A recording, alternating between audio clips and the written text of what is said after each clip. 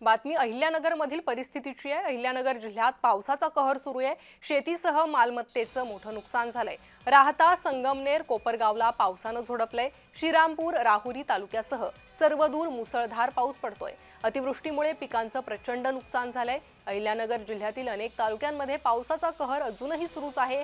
शेतीसह नागरिकांच्या मालमत्तेचं मोठं नुकसान झालंय। काल संध्याकाळी जिल्ह्यातील राहता, संगमनेर, कोपरगाव, श्रीरामपूर आणि राहुरी या तालुक्यांसह सर्वदूर मुसळधार पाऊस झाल्यानं शेती पिकांचं मोठं नुकसान झालंय। शेतांमध्ये अक्षरशः गुडघ्याच्या वर पाणी साचलंय। सोयाबीन, कापूस, भुईमूग, मका यासारख्या पिकांचं मोठं नुकसान झालंय। शेतकऱ्यांच्या हातातोंडाशी आलेलं खरीपाचं पीक परतीच्या पावसानं हिरावून घेतलंय। तर श्रीरामपूर तालुक्यातील शेतातून आढावा घेतलाय आमचे प्रतिनिधी जयेश सावंत यांनी।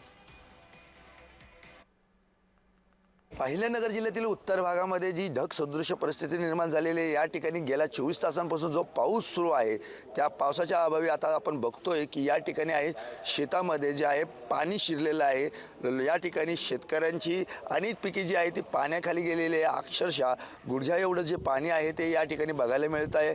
आता मी ज्या ठिकाणी या शेतात आहेत या ठिकाणी आपण बघतोय की हे जे पाणी आहे या पाण्याखाली जे सोयाबीनचं पीक आहे या ठिकाणी आपण बघू शकतो की अक्षरशः पाण्याखाली गुडघ्या एवढं पाणी या शेतांमध्ये जे आहेत आता जमा झालेलं आहे। आणि या भागामधील श्रीरामपूर असेल, कोपरगाव असेल, शिर्डी असेल, संगमनेर असेल या भागातील शेतकरी जे आहेत ते आता हवालदिल होत चाललेले आहेत।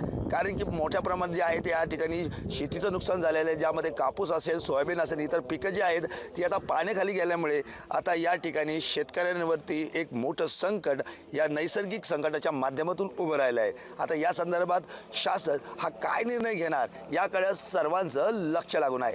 जय सावंत, जय महाराष्ट्र न्यूज करता शिर्डी, अहिल्यानगर।